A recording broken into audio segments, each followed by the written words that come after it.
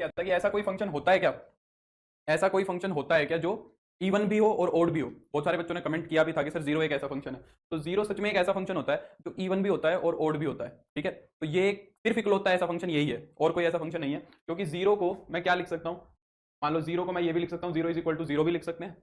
और जीरो को मैं क्या लिख सकता हूँ, मान लो F X is equal to zero, तो एफ ऑफ माइनस एक्स निकालूंगा तो वो भी जीरो आएगा, है ना। तो एफ ऑफ माइनस एक्स निकालूंगा तो वो भी एफ एक्स ही आएगा। तो यहां से तो ये इवन वाली बात सेटिस्फाई कर रहा है। और अगर एफ ऑफ माइनस एक्स देखें तो हम इसको माइनस में जीरो ये भी लिख सकते हैं। एफ ऑफ माइनस एक्स आएगा तो जीरो ही, इस फंक्शन के अंदर कुछ भी रखो आना तो जीरो ही है। पर इसको मैं माइनस का जीरो भी लिख सकता हूँ, लिखने में तो क्या समस्या है, लिख तो सकते ही है। और इसको फिर मैं माइनस का एफ एक्स भी बना सकता हूँ, तो ये ओड वाली प्रॉपर्टी भी सेटिस्फाई कर रहा है। तो हमारे पास एक इकलौता ऐसा फंक्शन एग्जिस्ट करता है जो इवन भी होता है और ओड भी होता है, वो कौन सा होता है, जीरो फंक्शन। ये मैं करेक्शन ही लिख रहा हूँ, ठीक है। तो इसको एक बार अगर तुमने नोट्स वोट्स बनाए हैं तो उस नोट्स में करेक्शन कर लेना पीछे जाके। तो यहाँ पे दो चीजें हो गई हमारे पास अलग। हम कहेंगे कि all constant functions are even, all constant functions are even, सारे कांस्टेंट फंक्शंस इवन होंगे except zero, except F X is equal to zero, है ना, which is both even and odd. तो क्या है, which is both even and odd. Zero को छोड़ के इस दुनिया का कोई भी कांस्टेंट फंक्शन उठा लो वो तुम्हारा इवन ही मिलेगा, विच इज बोथ, जीरो इवन भी होगा और ओड भी होगा, ठीक है। एक मैंने ये लिखाई थी कि there exist no function which is both even and odd. तो सिर्फ only zero is the function, only F X is equal to zero is both even and odd,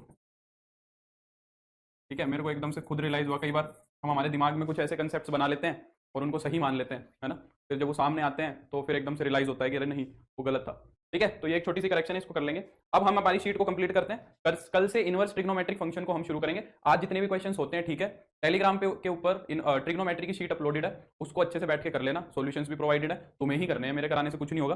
मैंने कर दी मैंने प्रैक्टिस करा दूंगा मैं, आज भी हो जाएगी। कल भी मैंने 10-15 क्वेश्चन करा दिए थे, आज भी हम और करेंगे, ठीक है। ये शीट मैंने इसलिए प्रोवाइड नहीं करी क्योंकि ना तो ये ज़्यादा अच्छे से दी हुई है, ना तो ये शीट ज़्यादा अच्छे लेवल की है। दूसरी बात, इसके अंदर इनवर्स ट्रिग्नोमेट्रिक फंक्शंस भी है, आईटीएफ के क्वेश्चंस भी है। तो जैसे ही मैं आईटीएफ करा दूंगा फिर ये शीट भी अपलोड कर दूंगा, तो तुम्हें और क्वेश्चंस मिल जाएंगे 100 के आसपास, है ना। क्वेश्चंस की कमी नहीं आएगी, तुम क्वेश्चन करो बस। कल मैंने लास्ट क्वेश्चन कौन सा, हाँ वो tan theta tan two theta, यहाँ से शुरू करते हैं। ये वाला क्वेश्चन देखो, सर व्हाट्सएप चैनल बना लीजिए प्लीज़। हाँ वो भी बनाएंगे, नीतिका बनाऊंगा मैं, आज बना दूंगा, उस पर कर दिया करूँगा शीट शेयर, कि व्हाट्सएप ज़्यादा कन्वीनियंट है, ये भी है, दोनों जगह ही कर देंगे, ठीक है। मैं बना लूंगा नीतिका। देखो ये वैसा ही क्वेश्चन है जो हम कल करने की कोशिश कर रहे थे।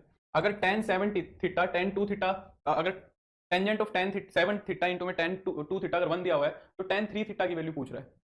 कल हमने इस क्वेश्चन को ऐसे सोल्व किया था ना एक बार जाते जाते, हमने कहा था कि एक को उठा के उधर ले जाओ तो वो कोट में कन्वर्ट हो जाएगा।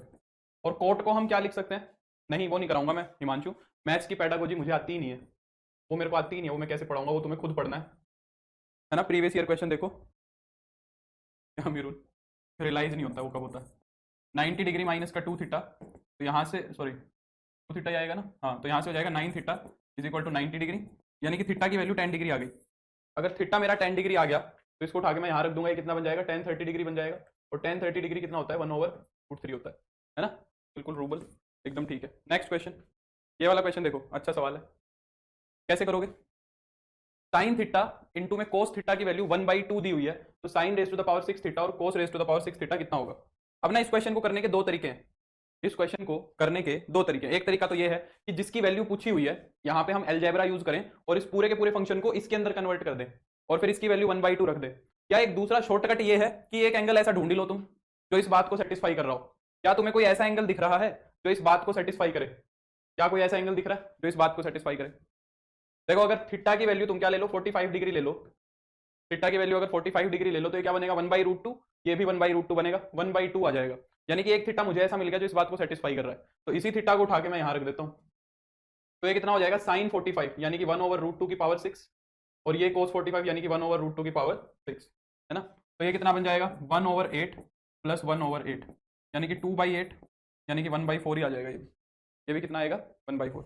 आइडेंटिटी लगाओ, लग जाएगी, कोई दिक्कत नहीं है, पर इससे छोटा नहीं पड़ेगा कुछ भी। मुझे एक एंगल ऐसा दिख रहा है तो मैं उसका यूज कर लूंगा, खत्म हो गई बात, क्यों हमें चक्कर में पड़ना है। ये वाला क्वेश्चन तो बड़ा रद्दी सवाल है, sine A cos B plus cos A sine B, बताओ कितना घटिया सवाल है। साइन ए प्लस बी बन जाएगा तो साइन 90 डिग्री हो जाएगा, साइन 90 डिग्री 1 हो जाएगा, ठीक है, सॉरी 1। 27, ये वाला क्वेश्चन देखो कैसे करेंगे,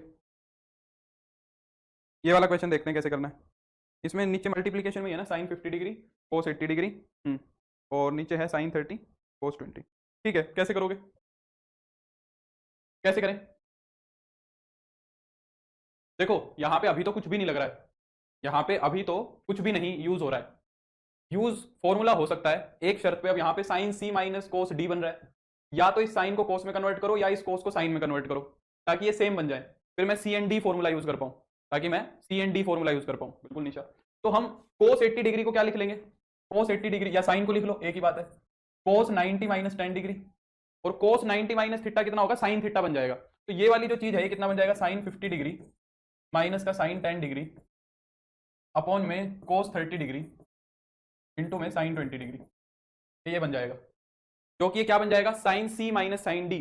sign C minus sine D कौन सा फॉर्मूला होता है? अच्छा, कोस 30 की तो चाहो तो वैल्यू रख दो यहाँ पे, कोई दिक्कत नहीं है, कोस 30 की तो वैल्यू भी रखी जा सकती है, पर एक बार सिंप्लीफाई कर लो फिर रख लेंगे। Sign C minus sine D है तुम्हारा सेकंड फॉर्मूला, है ना, तो 2 cos C plus D by 2, दोनों को जोड़ोगे तो 60, 60 को 2 से डिवाइड कराओगे तो 30 डिग्री, और घटाओगे तो sine C minus D by 2, ये हो जाएगा 20 डिग्री। ये सेम ही आगे देखो, ये तो सेम ही बन गया ऐसा कैसा। तो ये कितना बन जाएगा, कोस 30 डिग्री इंटू में साइन 20 डिग्री, ये कैंसिल कर जाएंगे दोनों, ये कितना आ जाएगा, 2 आ जाएगा। ठीक है, हाँ सही है अमीरुन। क्लास स्टॉप हो गई? नहीं भाई, क्लास कैसे स्टॉप हो सकती है आदर्श, हमारा नेट वीक होगा। क्लास तो बढ़िया चल रही है मेरी तरफ से। तो ये वाला क्वेश्चन देखो, ऐसा ही क्वेश्चन है। सर प्लीज़ आप हमें कुछ टाइम दिया करो ताकि हम खुद एफर्ट करें सोल्व करने की, वीक में एक दिन डाउट का लिया करो, सिलेबस भी जल्दी हो जाएगा, हम भी खुद से कर पाएंगे। इसीलिए अंकुश मैंने पूरी की पूरी एक शीट तुम्हें दे दी करने के लिए, उसको खुद से करो। ठीक है, मैंने भी यही सोचा कि ऐसे परोसना सही नहीं है, तो इसलिए मैंने एकदम टोटली डिफरेंट एक शीट तुम्हें दे दी ट्रिग्नोमेट्री को। ठीक है, एकदम ट्रिग्नोमेट्री वाली शीट दे दी। सर जहर वाले क्वेश्चन करा दो भाई, जहर वाले क्वेश्चन करके कोई फायदा होगा नहीं, सिर्फ मोरल डाउन होगा, है ना नितेश, जो है वही करते हैं, है ना, जो करना चाह रहे हैं वही कर लो, वही बेटर है। तो ना ज़्यादा ऊपर के ना ज़्यादा नीचे का, वैसे तो मैं जेई के क्वेश्चन उठा के ले आऊँ ट्रिग्नोमेट्री के, वो भी एमसीक्यू ही दिखेंगे तुम्हें, है ना, ट्रिग्नोमेट्री के जेई के क्वेश्चन ले आऊँ मेंस के, और फिर क्या फायदा उसका, वो आएगा ही नहीं तुम्हारे को, मतलब आएगा मतलब वो एग्जाम में नहीं आएगा, मैं ये कहना चाह रहा हूँ, फिर क्या फायदा वो जब आएगा ही नहीं, उस लेवल पे हमें जाना ही नहीं, तो हम अपनी स्पीड को, अपनी सारी चीज़ों को क्यों वीक करें, है ना।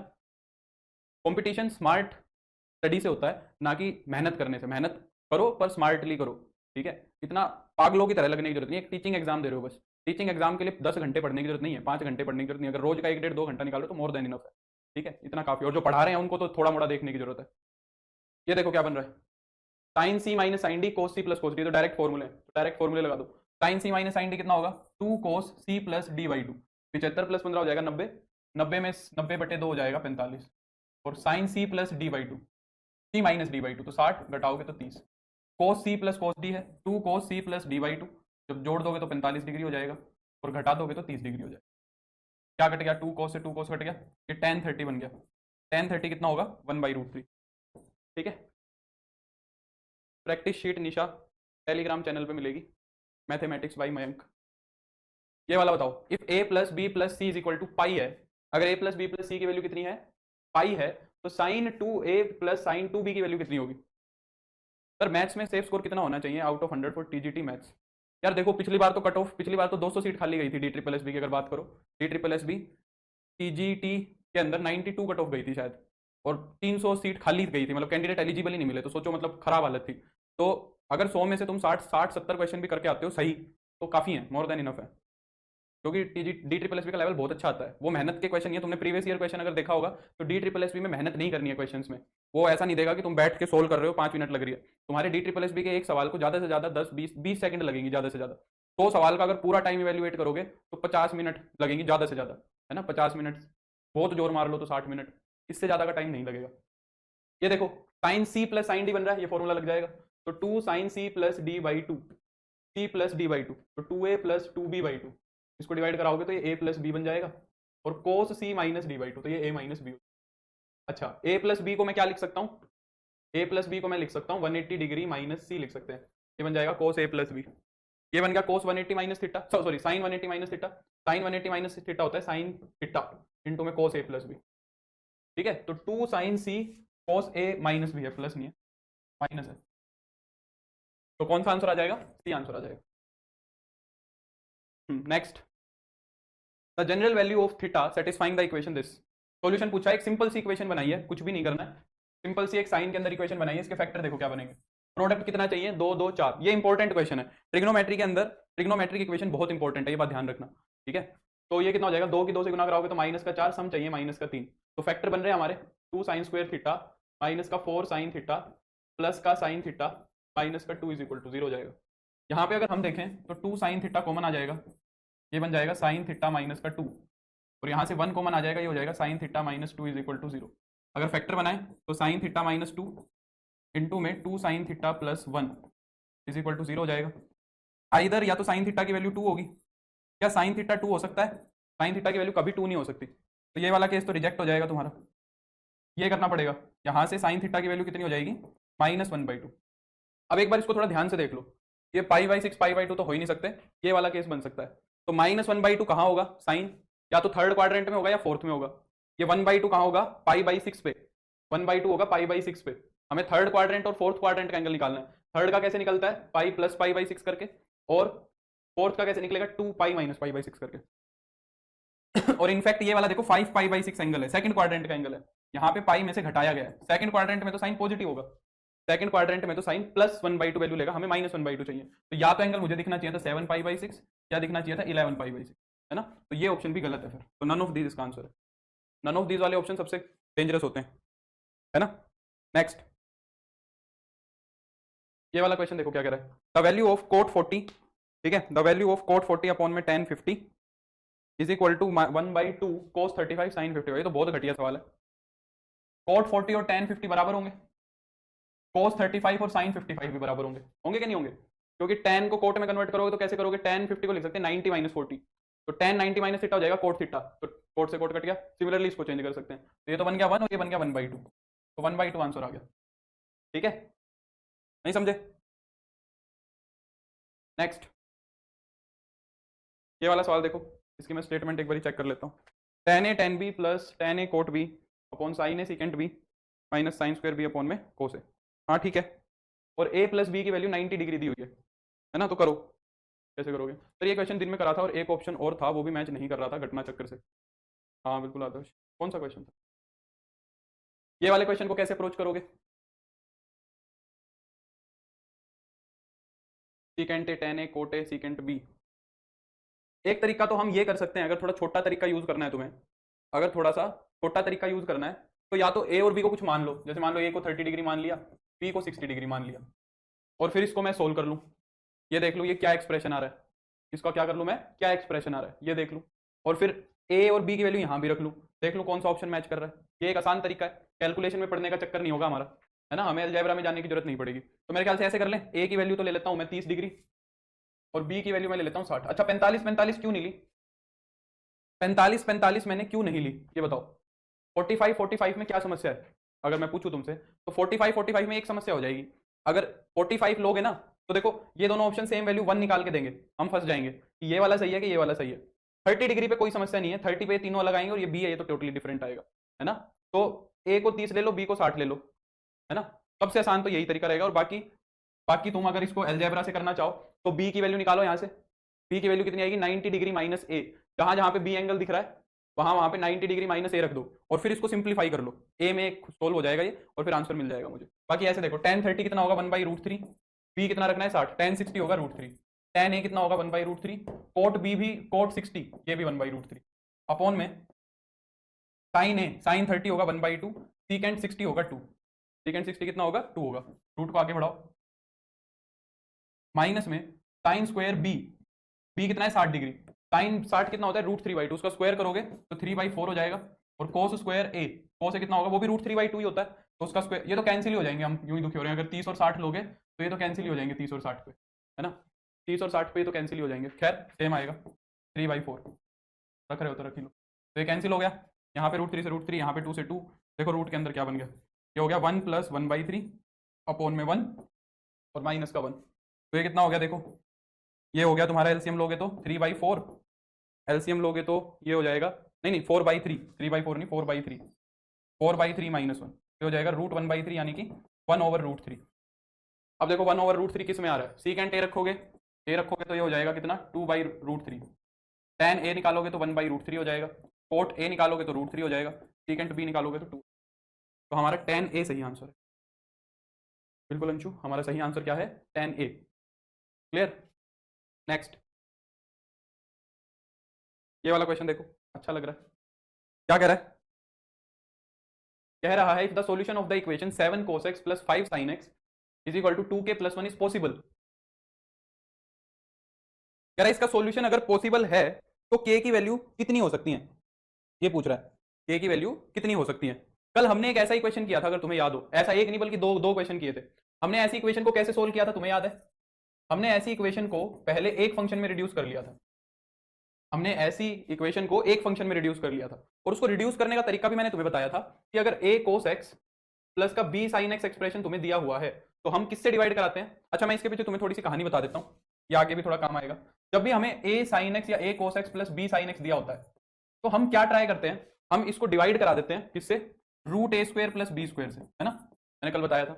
इसके पीछे होता क्या है देखो, अगर मैं इसको रूट ए स्क्वायर प्लस बी स्क्वायर से मल्टीप्लाई करा दूं और इसी से ही मान लो मैं इसको डिवाइड करा दूं, बी की जगह मैं क्या लिख दूं, रूट ए स्क्वायर प्लस बी को बी से डिवाइड करा दिया। ऐसा करने से हुआ क्या? देखो, साइन और कोस का एक बिहेवियर है।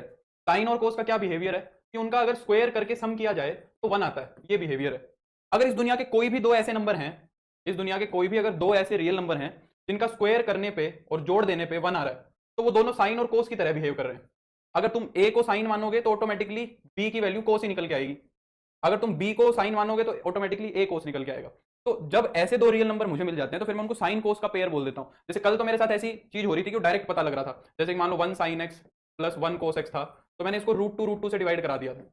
ऐसा कराने पे अगर ये cos पाई बाई 4 था, ये cos थीटा था, तो ऑटोमेटिकली साइन थीटा बन रहा था, है ना? अगर हम कोई और जैसे 1 और रूट 3 लिया था, 1 और रूट 3 की भी यही कहानी थी, इनको 2 से डिवाइड कराया था, तो अगर ये cos 60 बन रहा है तो ये साइन 60 बन रहा है। समझ रहे हो? अब यहाँ पे मेरे पास ऐसी वैल्यूज हैं कि वो बन ही नहीं रही डायरेक्ट एंगल, डायरेक्ट एंगल नहीं बन रही, तो कोई बात नहीं। अगर इसको तुम साइन थीटा बोल दोगे या इसको कोस थीटा बोल दोगे, कुछ भी बोल सकते हो जो तुम्हारा मन करे, तो ये तो क्या बन जाएगा, ये तो साइन थीटा बन गया। मान लो तुमने इसको साइन थीटा एज्यूम कर लिया।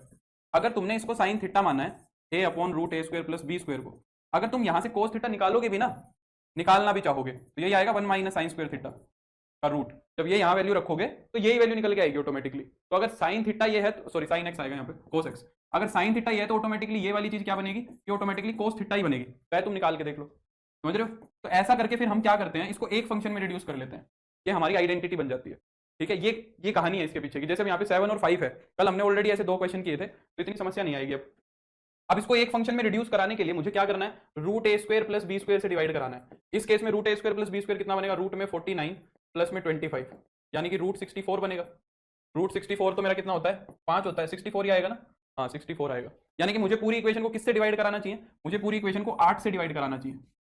ऐसा करने पे क्या होगा, अगर तुम एक को कोस बोलोगे तो ऑटोमेटिकली दूसरा साइन आ जाएगा। अब जैसे तुम्हारा मन करे, जो आइडेंटिटी तुम बनाना चाहते हो वो बनाओ। तुम साइन ए प्लस भी बनाना चाहते हो वो बनाओ, कोस ए प्लस भी बनाना चाहते हो वो बनाओ, कोस ए माइनस भी बनाना चाहते हो बनाओ, जो तुम्हारा मन करे वो तुम बना सकते हो। 74 आएगा ना, मैं सोच रहा था, हाँ 74 आएगा, रूट 74 कोई, तो 8 से नहीं रूट 74 से डिवाइड होगा।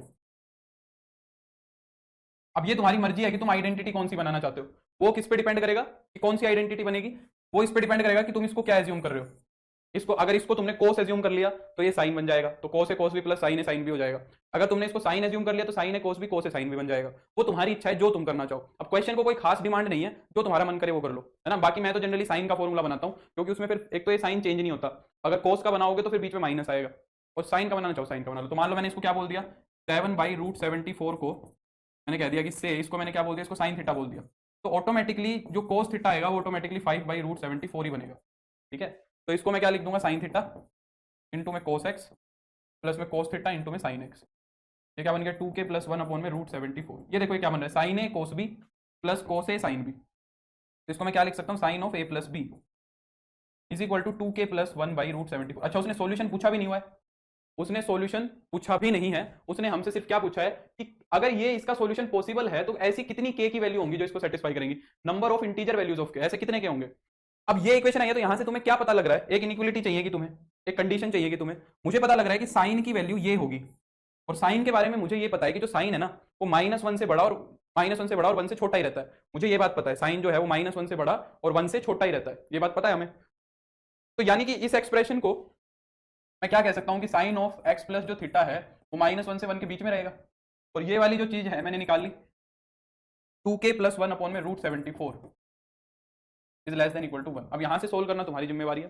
बुद्धदेव कह रहा है मैंने यूपी टीजीटी पीजीटी बैच किया था, फिर से बैच लिया हूँ और एलपीपी एंड न्यूमेरिकल। यार देखो न्यूमेरिकल तो मुझे पता नहीं है ना, न्यूमेरिकल एनालिसिस की बात कर रहे हो तो वो तो मैं नहीं कराऊंगा बुद्धदेव, वो ना तो DSSS में आता है ना वो क्या बोलते हैं DSSS में आता है। जो सिलेबस मैंने डिस्कस किया है वो सिलेबस मैं वो ही कराऊंगा यार, क्योंकि मेरे पास टाइम की लिमिटेशंस भी होती है, बहुत सारी और अदर लिमिटेशंस भी होती है।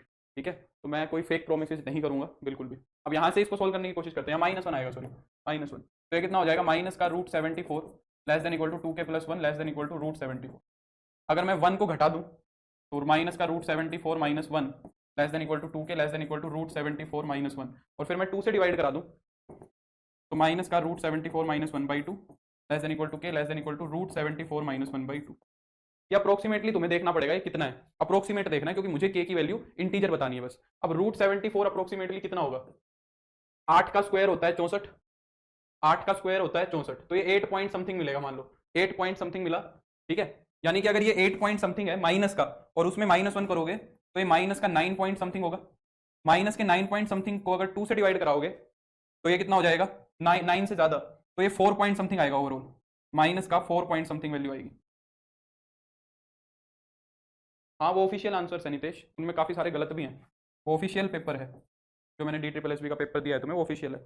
-4 पॉइंट समथिंग आएगा। ये 8 पॉइंट समथिंग में से जब 1 घटाओगे तो ये 7 पॉइंट समथिंग बनेगा। 8 पॉइंट कुछ में से अगर -1 करोगे तो ये 7 पॉइंट कुछ आएगा। 7 पॉइंट कुछ को 2 से डिवाइड कराओगे, हाँ एलपीपी तो मैं कराऊंगा ही, एलपीपी तो सिलेबस में है वो तो कराऊंगा ही। इसको 2 से डिवाइड कराओगे तो 3 पॉइंट कुछ आ जाएगा, एग्जैक्ट नहीं पता लगेगा, 3 पॉइंट कुछ। -4 पॉइंट समथिंग से 3 के बीच में कितने इंटीजर हैं, -4 पॉइंट समथिंग से लेके और 3 के बीच में कौन कौन से इंटीजर है, एक तो -4 है, एक -3 है, एक -2 है, एक -1 है, एक 0 है, एक 1 है, एक 2 है और एक 3 है। -4 पॉइंट समथिंग इधर मिलेगा, 3 पॉइंट समथिंग इधर मिलेगा। ये कितने हो गए देखो, 1 2 3 4 5 6 7 8, तो 8 सॉल्यूशंस मिलेंगे फिर। ठीक है, बढ़िया सवाल था, काफी चीजें सिखा के गया है। ठीक है, समझे कि नहीं समझे बोलो। Next question, if b tan theta is equal to a, b tan theta की वैल्यू अगर a है then the value of this, इसकी वैल्यू क्या होगी ये बताओ। ये तो बड़ा आसान सवाल है। tan थीटा की वैल्यू तुम्हें दी हुई है, tan थीटा तुम्हें कितना दिया हुआ है, a/b। अगर तुम न्यूमरेटर और डिनोमिनेटर को cos थीटा से डिवाइड करा दो, अगर न्यूमरेटर डिनोमिनेटर को cos थीटा से डिवाइड कराएंगे तो sin theta upon cos theta क्या हो जाएगा, tan थीटा हो जाएगा, और माइनस का b हो जाएगा अपॉन में। यहाँ पे भी अगर मैं डिवाइड कराऊंगा तो ये क्या बन जाएगा, a tan थीटा और प्लस का b हो जाएगा। अब tan थीटा की वैल्यू तुम्हें दी हुई है, यहाँ पे रख देते हैं, a इंटू में a/b माइनस का b अपॉन में a इंटू में a/b और प्लस का b। एलसीएम न्यूमरेटर डिनोमिनेटर का सेम आ रहा है, b आके कट जाएगा, ऊपर बन जाएगा a² माइनस b², नीचे हो जाएगा a² प्लस b²। ये मेरा आंसर बन जाएगा। ठीक है, नेक्स्ट। अच्छा सवाल था ये, मतलब अच्छा तो क्या आसान सवाल था। ये वाला क्वेश्चन देखो, कह रहा है कि साइन थीटा, क्या कह रहा है कि sine theta plus sine 5 theta is equal to sine 3 theta है। तो फिर बताओ थीटा कितना होगा, सॉल्यूशन पूछ रहा है, सॉल्यूशन पूछ रहा है। तो भाई इसको सोल्व करने में तो बहुत टाइम लग जाएगा, ऐसे तो टाइम तो वैसे ज़्यादा भी नहीं लगेगा, वैसे ज़्यादा टाइम भी नहीं लगेगा, पर लग भी सकता है। ऑप्शन से जाके देख लो, ऑप्शन रख रख के देख लेते हैं ना, ये 3 ऑप्शन तो हम चेक कर ही सकते हैं। 90 रखो तो ये क्या बन जाएगा, साइन 90, ये क्या बन जाएगा, साइन 450, ये क्या बन जाएगा, साइन 270, साइन 270, साइन 90 कितना होगा, 1 होगा। साइन 450, 450 एंगल कहाँ मिलेगा, यहाँ 360 होता है, यहाँ पे 450 मिलेगा, यहाँ पे साइन की वैल्यू मैंने 1 बताई थी, है ना, तो यहाँ पे साइन की वैल्यू 1 होगी, साइन 270 होता है -1, तो ये तो नहीं किया सेटिस्फाई। 30 डिग्री रख के देखो, साइन 30 कितना होगा, साइन 30 होगा 1/2, ये कितना बनेगा, साइन 150, और ये कितना बनेगा, ये साइन 90 बनेगा, ये बनेगा साइन 90। साइन 150 कितना होगा, साइन 180 - 30, 180 - 30 सेकंड क्वाड्रेंट में होगा, सेकंड क्वाड्रेंट में पॉजिटिव होता है, तो ये भी 1/2, ये भी 1/2, और ये 1 ही है, कर गया सेटिस्फाई। ये तो हो गया एग्जाम में करना, शॉर्ट ट्रिक तो ये हो गई। अगर हमें सोल्व करना है तो कैसे करेंगे, एक साइन थीटा को यहीं छोड़ देता हूं, या फिर साइन थीटा को उधर ले जाओ, साइन 5 थीटा माइनस का sine 3 theta is equal to minus का साइन थीटा हो जाएगा, है ना। और फिर यहाँ पे हम sine C minus sine D लगा देंगे, जो कि कितना हो जाएगा, 2 साइन सी प्लस d/2, तो सी प्लस d/2 करोगे तो 4 थीटा, और घटाओगे तो कोस, और उल्टा लगा दिया formula, sign C minus sine D है तो कोस 4 थीटा हो जाएगा, इनटू में ये बन जाएगा sine theta is equal to minus का साइन थीटा, ये कैंसिल कर जाएगा साइन थीटा से साइन थीटा, है ना। तो कोस 4 थीटा की वैल्यू कितनी आ रही है, -1/2 आ रही है। तो अब देख लेंगे इसमें, यहाँ से पे भी ऑप्शन से ही देखना पड़ेगा। ठीक है, तो ऐसे भी कर सकते। नेक्स्ट ये वाला देखो क्या कह रहा है, if tan theta plus tan two theta plus में tan theta tan two theta, कितना दिया हुआ है तुम्हें, 1 दिया हुआ है। देखो अब यहाँ पे ये चीज ध्यान रखना तुम, ठीक है, जब भी तुम्हें ये एक्सप्रेशन मिले ten A plus tan B और ten A tan B, plus minus पे ध्यान इतना नहीं देना है, इन तीन चीजों पे ध्यान देना है, टेन ए टेन बी। अगर ये तीन चीज दिख रही है तो समझ जाओ कि कुछ गड़बड़ है, कुछ लोचा है। क्या गड़बड़ है कि ये तीनों के तीनों एक्सप्रेशन किस में आते हैं, या तो आते हैं टेन ए प्लस बी के अंदर, या आते हैं tangent of A minus B के अंदर। क्या आते हैं, समझ आ रही है मेरी बात, या तो टेन ए प्लस बी में आएंगे या फिर टेन ए माइनस बी में आएंगे, है ना। यानी कि अगर मैं यहां से tangent of two theta plus theta निकालूं या फिर tangent of two theta minus theta निकालूं, तो किसी ना किसी एक एक्सप्रेशन में से ये चीज निकल के आनी चाहिए। मानते हो इस बात को। और ये सारी की सारी चीज तुम्हें कितनी दी हुई है, 1 दी हुई है, तो इसका यूज करेंगे। और इसका मैं यूज करूंगा कैसे, ये भी थोड़ा टास्क ही है। ये फॉर्मूला बना पड़ा है ना, देखो कैसे, ये वाली चीज को उठा के मैं इधर ले जाऊं, इस वाली चीज को उठा के इधर ले जाते हैं, तो टेन थीटा प्लस का टेन टू थीटा, उधर जाके क्या बन जाएगा, 1 माइनस का tan theta tangent two theta. इस पूरी चीज को उठा के डिवाइड में ले आओ, आरएचएस को उठा के डिवाइड में ले आओ, तो आरएचएस को उठा के जब डिवाइड में ले आओगे तो tan theta plus tangent two theta upon में क्या आ जाएगा, 1 माइनस का tan theta tangent two theta is equal to कितना हो जाएगा, 1 हो जाएगा। ये देखो tan A plus tan B upon में 1 minus tan A tan B बन गया, तो ये कितना हो गया, टेंजेंट ऑफ थ्री थीटा। मैं यही कह रहा था ना, या तो टू थीटा प्लस थीटा बनेगा या टू थीटा माइनस थीटा बनेगा, जो कि कितना है, 1 है। इसको हम क्या लिख सकते हैं, टेंजेंट पाई बाई 4। यहाँ से हमारी इक्वेशन बन जाएगी थ्री थीटा की, जो कि क्या आएगा, n pi plus pi by 4। 3 से और डिवाइड करा देंगे, 3 से और डिवाइड करा दोगे तो ये क्या हो जाएगा, n pi plus pi by 12। तो सी ऑप्शन आ, बिल्कुल निशा। सर अपकमिंग 30 डेज त्यौहार हैं तो क्लासेस कंटिन्यू रहेंगी। यार अब जो जिस दिन ऑफिस बंद होगा उस दिन तो मैं कुछ कह नहीं, उस दिन तो होंगे नहीं, ऑफिस के बिना तो क्लास हो नहीं सकती है, और उसके बिना कोई क्लास ऑफ होगी नहीं हिमांशु, ठीक है। मैं तो सैटरडे को भी रखता हूँ, सैटरडे की तो छुट्टी होती है वैसे तो, पर मैं उस दिन भी रख लेता हूँ। तो ऐसी मुझसे इतनी समस्याएं तुम्हें आएंगी नहीं, उसकी चिंता मत करो। ज़्यादा छुट्टी वुट्टी मैं करता हूँ नहीं, इमरजेंसी होती है तभी करता हूँ। ये वाला बताओ, अगर sign theta plus cosecant theta 2 है तो फिर तुम्हारा साइन की पावर 8 थीटा प्लस कोसिकेंट की पावर 8 थीटा कितना होगा। हाँ ठीक है जितेंद्र, मैं शीट दे दूंगा जितेंद्र, ओके। लिखा मत करो, लिखते क्यों हो, जो जितने क्वेश्चन मैं रोज कराता हूँ उतने तो नोट्स में जाते ही हैं, जितने क्वेश्चन मैं कराता हूँ उतने नोट्स में तो तुम्हें मिलते ही हैं, तो लिखना तो कोई समझदारी है नहीं, लिखने की तो कोई जरूरत भी नहीं है। अच्छा पहले कोशिश करो कि हमने ऐसा क्वेश्चन किया था, कोई थीटा सेटिस्फाई कर रहा है, क्या कोई ऐसा थीटा है जो इसको सेटिस्फाई कर रहा है, पहले तो ये देखो, कर रहा है तो ठीक है, नहीं तो फिर हमें क्या करना पड़ेगा, वैसे करना पड़ेगा। मिल गया थीटा सेटिस्फाई कर रहा है, थीटा की वैल्यू कितनी ले लो, 90 डिग्री ले लो, रूबल ने भी नितेश ने भी कर दिया। साइन 90 भी 1 होता है, कोसिकेंट 90 भी 1 होता है, तो 1 प्लस 1 2 हो जाएगा, ये भी 1 ये भी 1, कितना रद्दी सवाल है। और वैसे करोगे तो बहुत टाइम लग जाएगा, वैसे करोगे तो बहुत टाइम लग जाएगा, है ना। Next, in a right angled triangle, right angled at B, if angle A C B is theta, A B की लेंथ दी हुई है 2 सेंटीमीटर, बीसी की लेंथ दी हुई है 1 सेंटीमीटर। तो ये तो बड़ा आसान सवाल है यार, इसमें तो कोई दिक्कत नहीं है। एक राइट एंगल ट्रायंगल दी हुई है, ये तो शायद ट्रिग्नोमेट्रिक रेशियो से हो जाएगा। यहाँ ए है, बी है और सी, बी पे 90 डिग्री बोल रहा है बिल्कुल, ए बी की लेंथ दी हुई है तुम्हें, ए सी बी को बोला है थीटा, ये एक्यूट एंगल बोल रहा है, ए बी दी हुई है 2, बी सी दी हुई है 1, यानी कि हाइपोटेन्यूज कितना होगा, √5, ठीक है। तो टेन थीटा की साइन थीटा की वैल्यू निकाल लेंगे, साइन थीटा कितना आएगा, परपेंडिकुलर अपॉन हाइपोटेन्यूज, तो 2 अपॉन √5 का होल स्क्वायर, टेन थीटा कितना आएगा, परपेंडिकुलर अपॉन बेस, यानी कि 2/1 का होल स्क्वायर, तो हो गया 4/5 और प्लस का 4, तो एलसीएम ले लोगे तो कितना हो जाएगा, 24/5, ठीक है। आसान सा सवाल है। नेक्स्ट, नेक्स्ट क्वेश्चन देखो क्या कह रहा है,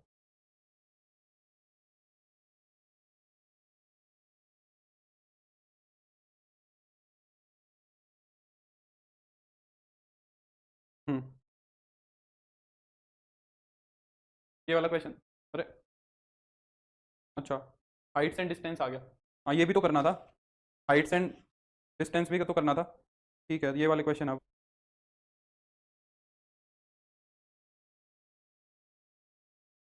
चलो भाई हाइट्स एंड डिस्टेंस करते हैं। सर ये सारे क्वेश्चन तो एसएससी वाले ही लग रहे हैं, हाँ तो ट्रिग्नोमेट्री में कोई ज़्यादा कहानी नहीं होती है, धन्यवाद शिवानी। ट्रिग्नोमेट्री को तुम्हारे वाले केस में सबसे ज़्यादा टाइम दिया है मैंने ट्रिग्नोमेट्री को, नहीं तो 2 लेक्चर देता हूँ बस मैं ट्रिग्नोमेट्री को, पहले दिन सारे के सारे फॉर्मूले बताता हूँ और दूसरे दिन मैं सारे के सारे प्रैक्टिस करा देता हूँ, क्योंकि एक आधा क्वेश्चन आता है किसी में भी, पर बस तुम्हें दे दिया है, बस आज इसका लास्ट है। ये टीचिंग एग्जाम्स के अंदर इतना इंपॉर्टेंट नहीं होता है। A flag is fixed on a 50 metre high tower, है ना, 50 मीटर ऊंचे टावर पे हमने क्या रखा है, एक फ्लैग रखा है। If the angle of the elevation of the top of the flag from a point at a distance equal to the height of the tower from the base of the tower is 60 degree, ठीक है, then the height of the flag will be. भाई मेरे को तो लगता है ऐसे क्वेश्चनों से डर, ठीक है। मान लो ये तो हमारा क्या है, टावर है, इसके ऊपर फ्लैग और खड़ा कर देते हैं। ये मान लिया फ्लैग है, टावर मान लिया ए बी सी, ठीक है।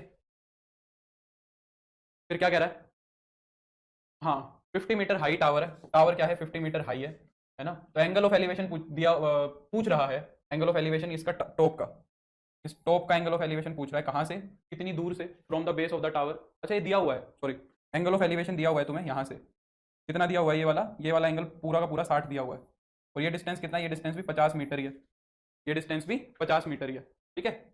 ये वाला नहीं पता मुझे, ये वाला एंगल नहीं पता है। तो क्या कह रहा है कि बताओ भाई कि हाइट ऑफ द फ्लैग क्या होगी, इस फ्लैग की हाइट निकालनी है एक्स। कैसे निकालेंगे, दो ट्रायंगल का यूज करेंगे, है ना, दो ट्रायंगल का यूज करेंगे, और ये वाली साइड कॉमन है, ये वाली साइड क्या है, कॉमन है, ठीक है। तो और दोनों की भी जरूरत पड़ेगी कि नहीं पड़ेगी, मेरे ख्याल से एक से ही हो जाएगा, बड़ी वाली ट्रायंगल से।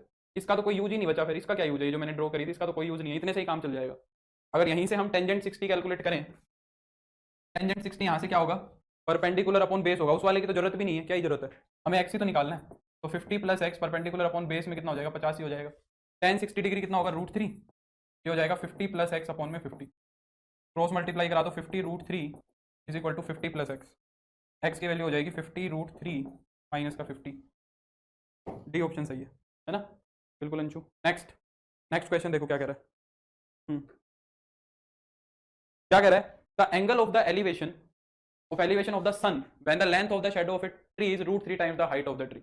वो तो आसान सवाल है ना। क्या कह रहा है कि एंगल ऑफ एलिवेशन ऑफ सन बताओ, सन का एंगल ऑफ एलिवेशन बताओ when the length of the shadow is, देखो पेड़ खड़ा है, इसके पीछे सन होगा कहीं पे, इसके पीछे यहाँ पे सन है, ठीक है, उससे इस पे शैडो बन रही होगी इस तरीके से, ठीक है। ये मान लो पेड़ की शैडो बन गई, ये पेड़ की क्या बन गई, शैडो बन गई। और कहना क्या चाह रहा है, the length of the shadow of the tree is √3 times the height of the tree, यानी कि अगर इसकी ट्री की हाइट h है तो ये कितना है, ये √3h है। तो क्या पूछ रहा है, एंगल ऑफ एलिवेशन ऑफ सन पूछ रहा है कि सन का एंगल ऑफ एलिवेशन कितना होगा। तो यहाँ से भी tan थीटा निकल जाएगा तुम्हारा, h अपॉन √3h, तो tan थीटा कितना हो जाएगा 1/√3, यानी कि थीटा की वैल्यू आ जाएगी 30 डिग्री, ठीक है। थीटा कितना आ जाएगा, 30 डिग्री आ जाएगा। नेक्स्ट क्वेश्चन देखो क्या कह रहा है, ये वाला क्वेश्चन देखो क्या कह रहा है,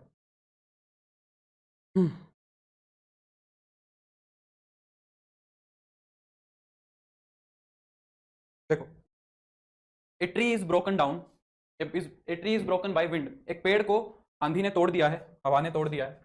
if the upper part touches the ground at a point 10 metre from the foot of the tree and makes an angle 45 degree with the ground, the entire length of the trees. देखो कह रहा है कि मान लो एक ऐसा tree खड़ा था, ऐसा ट्री खड़ा था, और ये ट्री टूट गया बीच में से, बीच में से टूट के, मान लो बीच में से नहीं कहीं से भी टूट गया, ये कहीं अपने बीच में से ब्रेक हो गया है और वो गिर गया है। गिरने के बाद, है ना, its upper part touches the ground at a point 10 metre from the foot of the tree, tree से 10 मीटर दूर इसका टॉप गिर गया है, और इसका एंगल ऑफ एलिवेशन कितना बन रहा है, 45 डिग्री बन रहा है, ये एंगल ऑफ एलिवेशन 45 डिग्री है। तो क्या कह रहा है, with the ground the entire length of the trees, tree की एंटायर लेंथ पूछ रहा है कितनी होगी। मान लो ये वाली एक्स है और ये वाली वाई है, तो एक्स प्लस वाई का सम पूछ रहा है, कैसे होगा, क्या होगा, है ना। तो पहले तो एक्स निकल जाएगा, इस वाले से पहले तो हम क्या निकाल लेंगे, एक्स निकाल लेंगे। एक्स कितना आएगा, इस वाले से tan 45 निकल जाएगा, tan 45 अंदर वाले से, इससे देखो, इससे छोटी वाली ट्रायंगल से tan 45 आ जाएगा, x/10, ये 1 हो जाएगा, ये कितना हो जाएगा, x/10, यानी कि x तो आ गया 10, x की वैल्यू तो आ गई 10, ठीक है। x की वैल्यू अगर 10 आ गई तो अब हमें एक काम और करना पड़ेगा, इसी तरह हमें y के लिए और काम करना पड़ेगा। अगर y के लिए मैं एक ट्रायंगल बनाऊं तो y के लिए मेरी एक ट्रायंगल ये बनेगी। अब क्या ये एंगल हमें पता है, ये एंगल तो हमें नहीं पता, y भी तो निकालना पड़ेगा, y भी हमें निकालना पड़ेगा। अगर ये वाला एंगल 45 है तो ये वाला एंगल 45 होगा, वाला नहीं निकलेगा, बड़ी वाली ट्रायंगल के अंदर ये वाला एंगल मुझे पता नहीं है। अब क्या करें यार, फंस गए, अब क्या करें।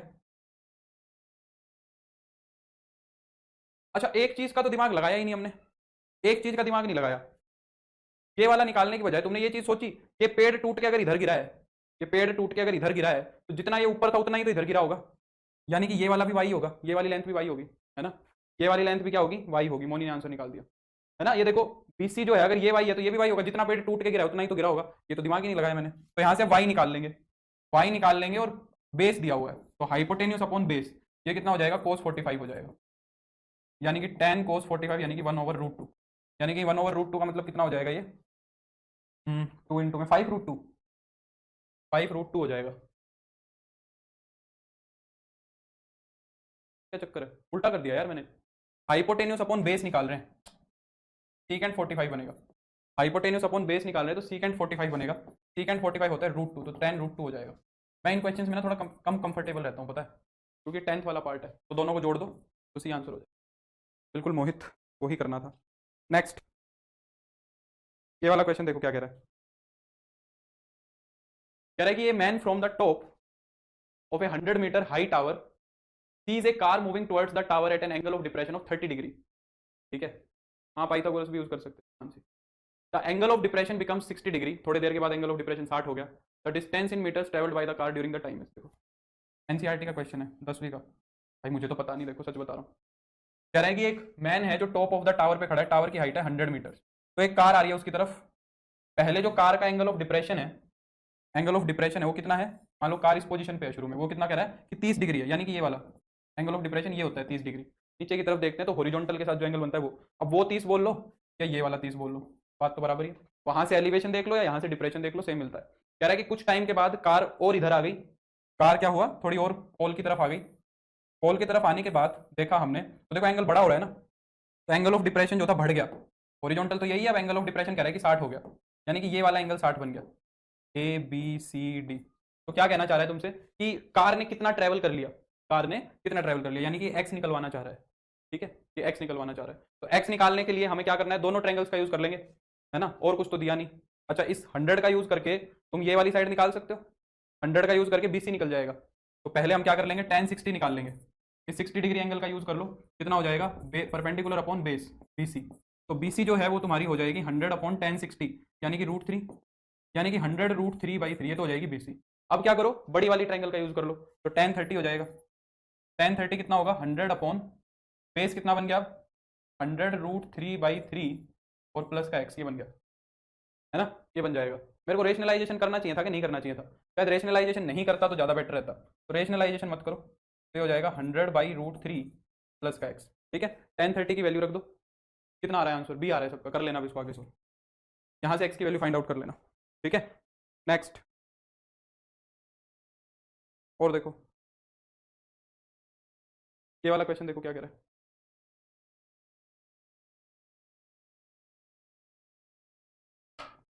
200√3 होगा, कहाँ पे, कुछ मिस्टेक करी है क्या मैंने, नहीं नहीं, DSSS में नहीं आएंगे क्वेश्चन अजय, ये क्वेश्चन DSSS में नहीं आते हैं ऐसे क्वेश्चन। ठीक है, 10th वाला तो ये वाला तो बिल्कुल नहीं आएगा, पर अब टॉपिक है तो हमें सारा कवर करना पड़ेगा, कह नहीं सकते दे दिया तो, आज तक तो नहीं दिया, अगर दे दिया तो फिर गड़बड़ हो जाएगी। ए पर्सन वॉकिंग, अब तो हमें थोड़ा सा समय देना है, टॉपिक को छोड़ नहीं सकते ना। A person walking 20 metres towards a chimney in an horizontal line through its base. A person walking 20 metre towards a chimney in a horizontal line through its base observes that angle of elevation changes from 30 to 45 the height of the chimneys।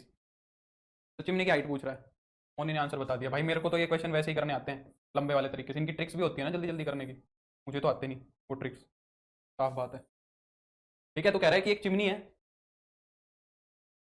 यहाँ पे एक chimney है जिसकी height 20 metre दी हुई है। नहीं नहीं नहीं नहीं नहीं नहीं नहीं, जो इंसान वॉक कर रहा है चिमनी की तरफ वो 20 मीटर चला है।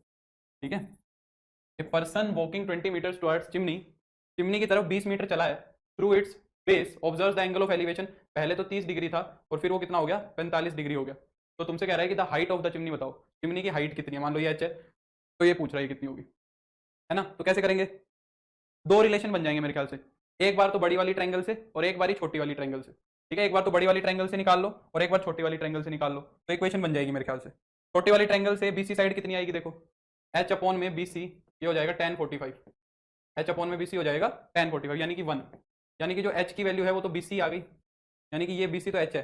अब बड़ी वाली ट्रायंगल पे tan थीटा लग जाएगा, बड़ी वाली ट्रायंगल पे tan 30 लगा दो, तो बड़ी वाली ट्रायंगल पे tan 30 लगाओगे तो ये कितना हो जाएगा, h अपॉन में h प्लस 20, ये हो जाएगा 1/√3, ये हो जाएगा h अपॉन में h प्लस 20, क्रॉस मल्टीप्लाई कराओ, ये हो जाएगा √3h is equal to h plus 20। क्यों, आंसर तो नहीं मैच करता हुआ लग रहा है यार मेरे को, मुझे तो नहीं लग रहा है कि आंसर मैच करेगा, ये तो कुछ और ही आ गया। h प्लस, कुछ गड़बड़ कर दी क्या मैंने, क्या मैंने कुछ गड़बड़ कर दिया, देखो क्या गड़बड़ करिए।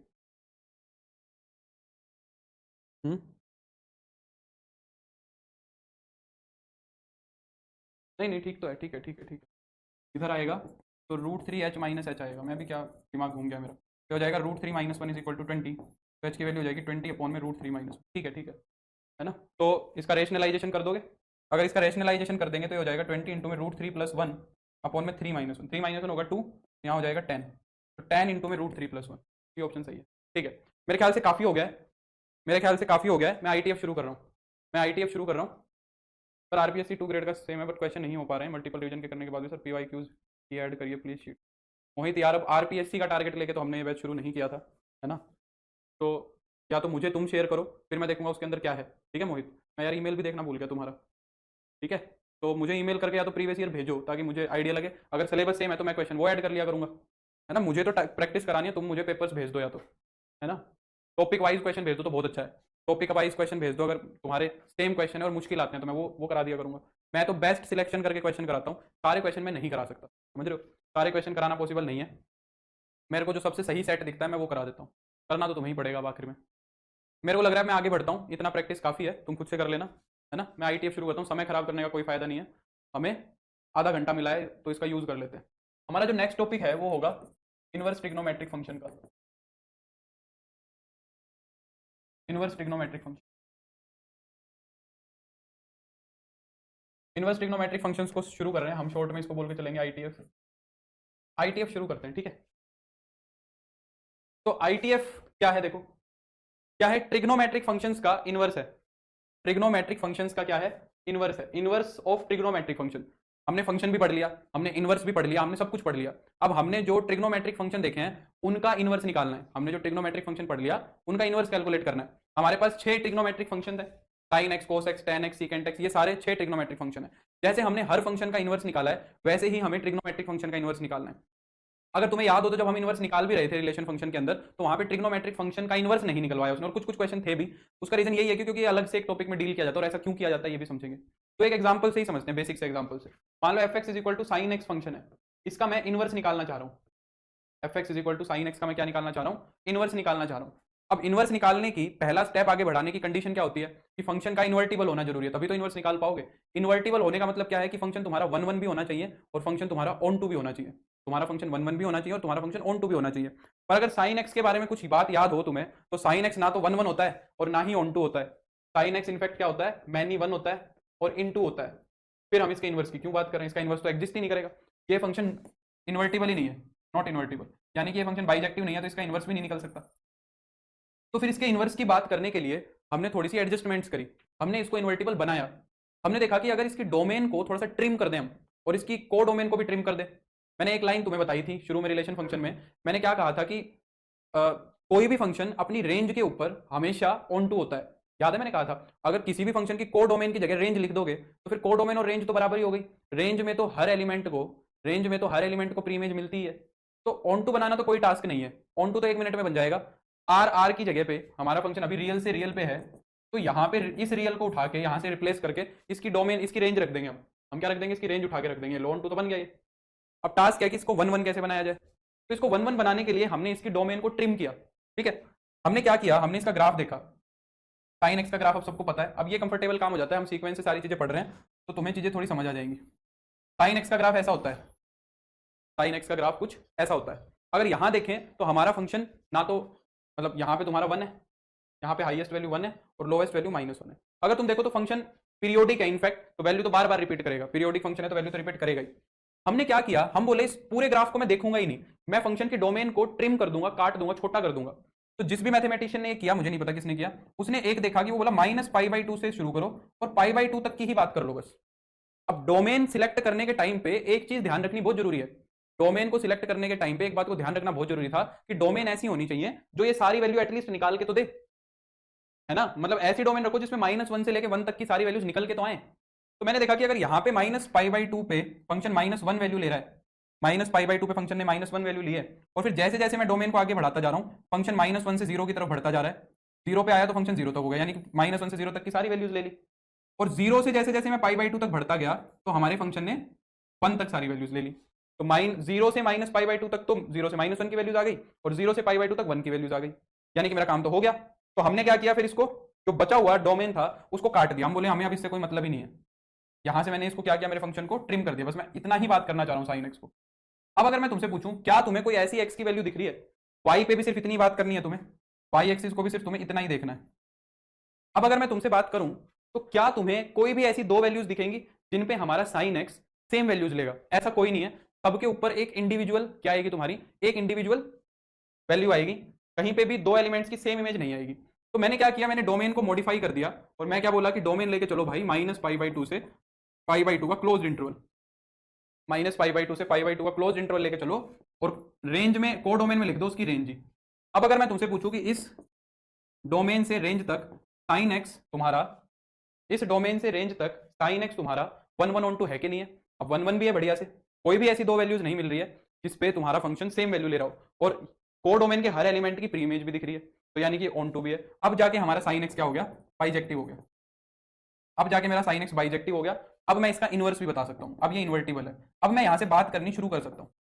तो ये सेम चीज हमने सारों में करी, हमने सब में ये काम किया। हमने सब की डोमेन को ट्रिम किया और उनकी जो को डोमेन्स थी ना वहां पे रेंज रख दी उठा के, उनकी को डोमेन की जगह हमने क्या रख दी, रेंज रख दी उठा के। अब ये तुम्हें पता होना चाहिए पहली बात तो कि किसको ट्रिम किया और किसकी क्या रेंज बनी, ये पता होना चाहिए। तो जैसे मैंने साइन एक्स की बात कर ली, जैसे मैं यहां लिख देता हूं sine X, cos X, tan X, और कौन है इनके reciprocal, cosecant X. Cosecant X के बाद है तुम्हारा सीकेंट एक्स और tan X, sorry cot x.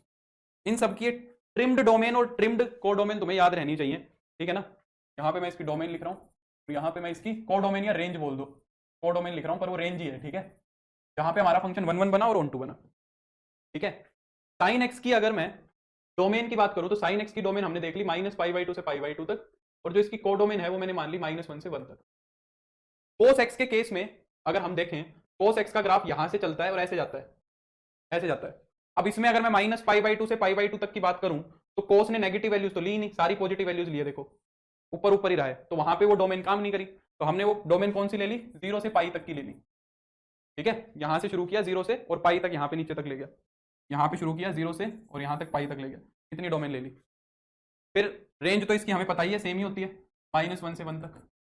अगर मैं tan x की बात करूं तो tan तो भाई साहब बार बार सारी वैल्यूज लेता जाता है, तो इसकी हमने क्या बोला कि -π/2 से +π/2 का ओपन इंटरवल लो। क्लोज क्यों नहीं लेंगे, क्योंकि π/2 और -π/2 पे टेंजेंट डिफाइन नहीं होता है ना। अगर -π/2 से +π/2 तक के ओपन इंटरवल पे देखोगे तो साइन इस दुनिया की सारी वैल्यूज वहीं ले लेता है। ये यहाँ से ऐसे गया था और यहाँ से ऐसे गया था, यहाँ -π/2 था, यहाँ +π/2, तो इतने ही इसमें देखो सारी ले ली। और ये क्या हो गया, यहाँ पे हो गया ऑल रियल, इसकी को डोमेन तो ऑल रियल ही थी, रेंज भी वही थी। सर इस तो टेबल में फंक्शन को इनवर्स में लिखना सही नहीं रहेगा क्या? नहीं नहीं, अभी तो मैं तुम्हें वहां तक लेके जा रहा हूँ हिमांशु, अभी तो फंक्शन समझो, ये समझ में आ जाएगा तो इनवर्स अच्छे समझ आ जाएगा। कोसिकेंट एक्स की हम क्या कहते हैं कि भाई कोसिकेंट एक्स की -π/2 से π/2 तक ही होगी, साइन वाली होगी, साइन वाली ही होगी, पर एक समस्या है कि साइन को 0 नहीं बनने देना। साइन अगर 0 बन गया तो कोसिकेंट एक्स डिफाइन नहीं है, तो इस इंटरवल में से 0 को हटा देंगे, इस इंटरवल में से हम क्या कर देंगे, 0 को रिमूव कर देंगे, सेम ही रहेगी साइन वाली। और इसकी रेंज याद है तुम्हें, मैंने इसीलिए इतना टाइम लगाया था। अब कोसिकेंट की रेंज लिखूंगा तो तुम्हें एकदम चक्कर नहीं आएगा। तो वो बात अगर तुम्हें समझ आनी चाहिए कि -∞ से -1 यूनियन 1 से इन्फिनिटी होनी चाहिए, या फिर इसको हम ऐसे भी लिख सकते हैं ऑल रियल माइनस में -1 से 1। अब ये तुम्हें सरदर्द नहीं करना चाहिए। हाँ बिल्कुल मोहित, और ये काम सिर्फ हम इनवर्स ट्रिग्नोमेट्रिक फंक्शन में ही करते हैं। सीकेंट एक्स को अगर देखें तो सीकेंट एक्स की भी यही होगी 0 से पाई, पर क्या इसके बीच में कोई ऐसा एंगल है जहां पे सीकेंट डिफाइन नहीं हो रहा, साइन कोस वाली होगी। देखो 0 से पाई के बीच में π/2 पे कोस 0 हो जाता है, 90 डिग्री पे कोस क्या हो जाता है, 0 हो जाता है। तो इसमें से π/2 को हटा दो, इसमें से क्या कर दो, π/2 को हटा दो, और इसकी जो डोमेन रेंज है वो, इसकी रेंज जो होती है वो सेम होती है, तो इसकी है वही इसकी है। कोट एक्स के लिए हम क्या करते हैं, 0 से पाई का ओपन इंटरवल लेते हैं, 0 से पाई का ओपन इंटरवल लेते हैं, और इसकी जो रेंज होती है वो ऑल रियल ही होती है, इसकी जो रेंज होगी वो क्या होगी, ऑल रियल होगी। हमने सबसे पहले इन सारे फंक्शंस को 1 1 भी बना दिया और ऑन 2 भी बना दिया। अब ये सारे फंक्शन 1 1 भी, अब ऑन 2 भी है। अब मैं क्या करना चाह रहा हूं, इनका इनवर्स डिफाइन करना चाह रहा हूं। इनके इनवर्स को मैं कैसे डिफाइन करना चाह रहा हूं, देखो अगर मैं बोलूं कि साइन एक्स है तुम्हारा, अब साइन एक्स जो है मेरा बस इतना फंक्शन रह गया, यहाँ पे वो सिर्फ -π/2 से π/2 तक की बात कर रहा है, पहले ऑल रियल्स की बात कर रहा था, पहले क्या कर रहा था, ऑल रियल्स की बात कर रहा था, अब इतनी बात कर रहा हूं, रेंज में भी सिर्फ इतनी ही बात कर रहा है। यानी कि साइन जो था वो हमारा ऐसा काम करना चाह रहा है, जैसे कि यहां से मान लो उसने π/6 एक एंगल उठाया, यानी कि 30 डिग्री उठाया, तो साइन एक्स उसको लेके गया किस पे, 1/2 पे। ये मान लो ए से बी सेट पे काम कर रहा है। तो हमें अब एक ऐसा फंक्शन चाहिए जो साइन से क्या कर दे, उल्टा काम कर दे एकदम। साइन से क्या कर दे, एकदम उल्टा काम कर दे। मान लो यहाँ ए है, सॉरी यहाँ पे क्या होगा, बी होगा, और यहाँ पे क्या होगा तुम्हारा ए होगा। ठीक है, तो हमें एक ऐसा फंक्शन चाहिए जो एकदम उल्टा काम करे, यानी कि यहाँ पे -1 से 1 होगा और यहाँ पे क्या होगा, -π/2 से +π/2 होगा। तो एक ऐसा फंक्शन चाहिए जो इस 1/2 को उठाए और वापस π/6 पे ले जाए। ये काम जो कर देगा उसको मैं बोल दूंगा कि वो साइन का क्या होगा, इनवर्स हो गया, क्योंकि इनवर्स हमने बहुत डिटेल में पढ़ा था, तो ये बात अब तुम्हें बहुत बेसिक लग रही होगी। तो यहाँ पे जो फंक्शन होता है उसको साइन का इनवर्स बोला जाता है, और जैसे हम एफ इनवर्स को डिफाइन करते हैं वैसे ही हमने साइन इनवर्स एक्स को लिखा है। तो हमारा जो साइन एक्स होता है उसका जो इनवर्स फंक्शन होता है उसको कैसे लिखा जाता है, साइन इनवर्स एक्स। अब कुछ बातें हैं यहीं से अपने दिमाग में फिट कर लो। कभी भी sine inverse x 1/sin x नहीं होता है, जैसे एफ इनवर्स एक्स 1/fx नहीं होता है। दूसरी बात, ये कभी भी साइन एक्स की पावर -1 भी नहीं होता है, कहीं ये बुद्धि लगा दो, क्योंकि साइन एक्स की पावर -1 तो 1/sin x होता है, साइन एक्स की पावर -1, ये जस्ट एक रिप्रेजेंटेशन है फंक्शन को डिफाइन करने की। तो साइन एक्स का इनवर्स क्या हो गया, साइन इनवर्स एक्स हो गया।